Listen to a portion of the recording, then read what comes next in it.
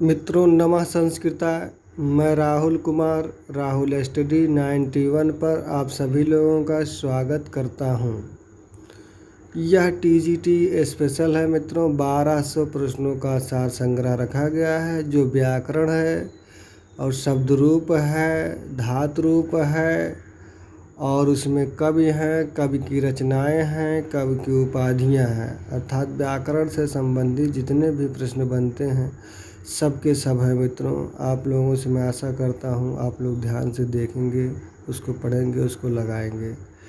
तो आज ये प्रैक्टिस सेट्स नंबर 20वां है मित्रों। दिखा दूं 20वां प्रैक्टिस सेट्स नंबर क्या हो जाएगा, 20वां। देख लीजिए मित्रों, 20वां प्रैक्टिस सेट्स नंबर है। आपको सुबह 7 बजे प्रतिदिन मिलता रहेगा। यहाँ देखेंगे, इनमें से कौन सा रूप सर्वनाम पुल्लिंग है। कौन सा रूप सर्वनाम पुल्लिंग है? तो ये डी हो जाता है, क्योंकि यह सह के योग में ही चलता है। सह तौ ते, तम तौ तम तौ तान, तेन ताभ्याम तहि, तस्मै ताभ्याम तेभ्यः, तस्मात् ताभ्याम तेभ्यः, तस्य तयोः तस्मिन्। ठीक है, तस्य तयोः तेषाम हो जाता है मित्रों। उसके बाद तस्मिन् तयोः तेषु। ठीक है मित्रों, इस प्रकार सह तम तेन तस्मै तस्मात् तस्य तस्मिन्, इस प्रकार का शब्द रूप बनता है मित्रों। तो ये सब हो जाता है। ये देखेंगे, ये द्वितीया का एक वचनांत है, ये पंचमी का एक वचनांत, ये प्रथमा का एक वचनांत है मित्रों। तो यहाँ क्या हो जाएगा, सब। शुद्ध वाक्य है। शुद्ध वाक्य क्या है? तौ पठतः, ते वदति, त्वं वदतः, सः पठन्ति।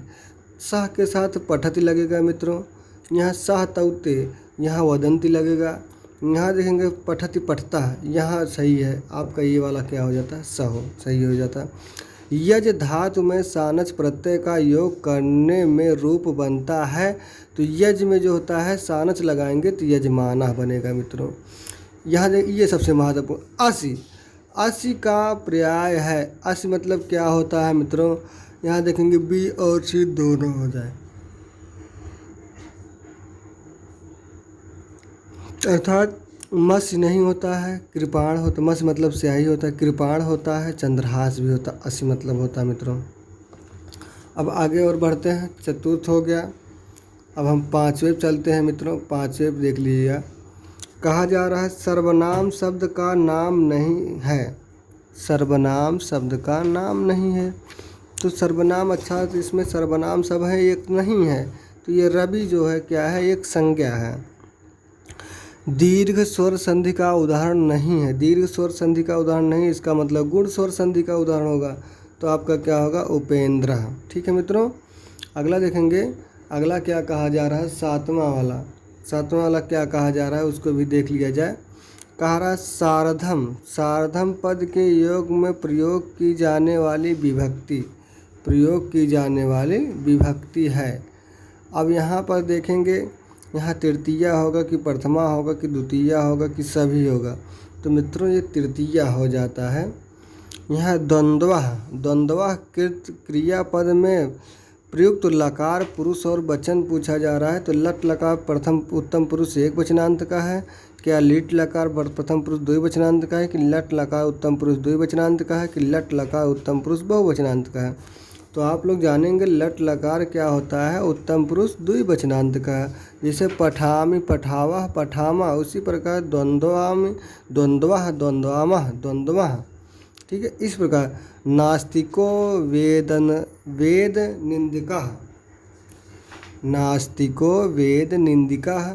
यह उक्ति कहाँ से है? तो मनुस्मृति से लिया गया है। कहाँ से लिया गया है? मनुस्मृति से लिया गया है।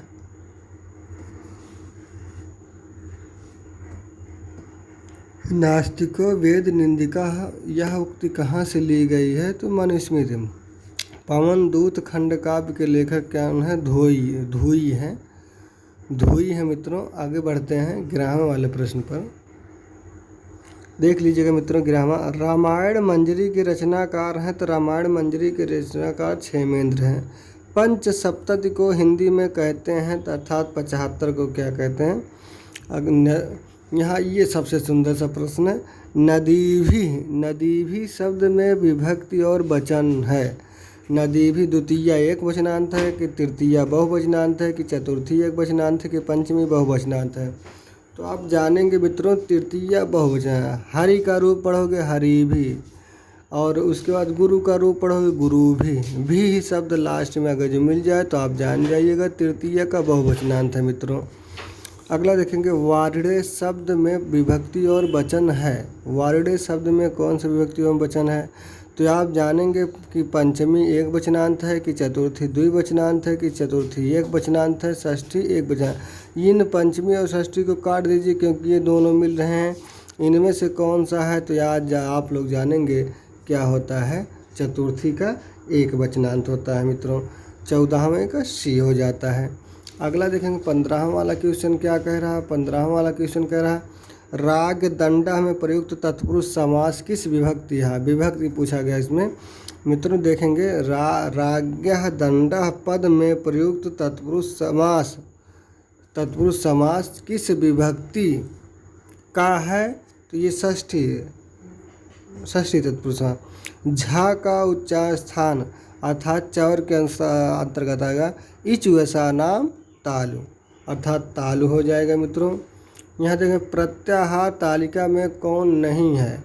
कौन नहीं है उसको भी देख लिया जाए। तो यहाँ देखेंगे बस धातु है, वस है कि वस है?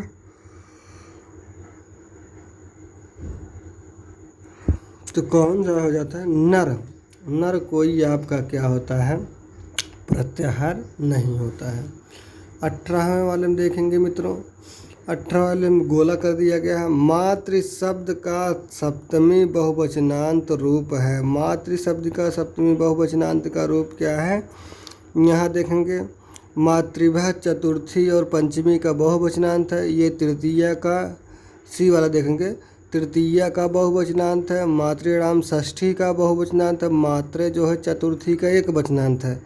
तो यहाँ सप्तमी का बहुवचनांत क्या हो जाता है? मातृसु, जो लिख दिया गया है मित्रों क्या होता है? मातृसु होता है। ठीक है। अगला देखेंगे 19 वाला क्वेश्चन। यहाँ स्त्री शब्द का षष्ठी बहुवचनांत रूप है, अर्थात षष्ठी बहुवचनांत स्त्री का षष्ठी का क्या हो जाएगा? स्त्रीणाम हो जाएगा मित्रों। यहाँ अस्मद शब्द का प्रथमा बहुवचनांत का रूप है। बहुवचनांत मतलब बहुवचन का रूप है मित्रों। किसका पूछ रहा है? प्रथमा का बहुवचनांत रूप क्या है? अहम आवाम वयम। ये चतुर्थी तृतीया का बहुवचनांत है। ये पंचमी का बहुवचनांत है। ये षष्ठी का सप्तमी का बहुवचनांत है मित्रों। ठीक है, आगे बढ़ें। देख लीजिए क्या कहा जा रहा है। भवत शब्द का द्वितीया द्विवचनांत का रूप है। भवत मतलब क्या होता है? भवत भवंता है। तो आपका बी सही हो जाता है। यहाँ देख लीजिए विकारा में उपसर्ग है तो भी उपसर्ग है मित्रों। अब इससे अच्छा सरल नहीं मिल सकता। अगला देखेंगे वृक्षात पत्राणि पतंती में वृक्षात में कौन सा कारक है? तो ये अपादान कारक है। पंचमी विभक्ति का प्रयोग कर दिया गया है। अगला देखेंगे 24 वाला देखेंगे मित्रों। कबूतर को संस्कृत में कहते हैं। यहाँ देखेंगे कपोता मतलब होता है कबूतर ही होता है, कपोती होता नहीं। खैंजना चटका मतलब चिड़िया होता है। यहाँ क्या हो जाता है? आपका ए वाला हो जाता है। महेश्वरा शब्द का संधि विच्छेद करेंगे कहा जो होगा तो ये कहा महा प्लस ईश्वरा होता है कि महा प्लस ईश्वरा होता है कि महा प्लस ईश्वर होता है कि मठ प्लस ईश्वरा होता है। तो ये क्या हो जाता है? अर्थात कौन सा सही हो जाता है? बी वाला ऑप्शन सही होता है। आगे बढ़ते हैं। 25 हो गया है। 26 पे चलते हैं। साध्व साधु प्रयोगे चा सूत्र किस विभक्ति का बोधक है? साधु प्रयोगे में जो है ये किस विभक्ति का प्रयोग किया गया है? तो ये सप्तमी विभक्ति का प्रयोग किया गया है। माता जैसे कहा गया है, कृष्ण कृष्ण माता के प्रति साधु हैं। तो और उसी में पूछ लिया जाए जो है कृष्ण किसके प्रति असाधु हैं। असाधु मतलब होता असज्जन। तो आप जानते हैं कृष्ण जो है मामा के प्रति क्या हो जाते हैं, असाधु हो जाते हैं। ठीक है, तो वहाँ क्या हो जाएगा, कृष्ण मातुलाय। ठीक है, तो वहाँ उस प्रकार लोमसा का हिंदी रूप है, लोमसा का हिंदी रूप है। तो 27 के जानते हैं, लोमसा मतलब होता है लोमड़ी। मित्रों ज़्यादा कुछ ना बताते हुए आगे बढ़ते हैं। महाकवि, महाकवि शब्द में कौन सा समास है। महा एक है आपका विशेषण, कवि जो कवि की विशेषता बता रही है, तो ये आपका क्या हो जाएगा, कर्मधारय हो जाएगा। यहाँ जो कह दिया गया है सो अपि पदे कह संधि, सो अपि पदे कह संधि।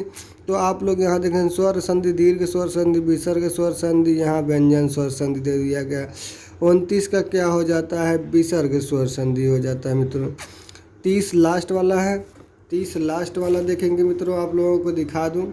यण संधि विधायक सूत्र है। यण संधि विधायक सूत्र क्या है, इंद्र चा होता नहीं, प्रसन्निकर्ष संहिता का होता है, आकाशवाणी दीर्घ का होता है, इको यणच जो है कह दिया गया है, अर्थात ही के स्थान पर यण आदेश होता है।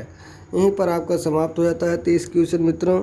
धन्यवाद, मिलते हैं अगले एपिसोड में। जिस भाई बहन को अगर जो TGT परीक्षा बीट करना है, अगर जो ध्यान से पढ़ना है, उसको इस प्लेलिस्ट में रख दिया गया है, संस्कृत का अलग से और हिंदी का भी रखा जा रहा है, और ध्यान से देख लेंगे, पढ़ लेंगे, समय मिलेगा। धन्यवाद मित्रों।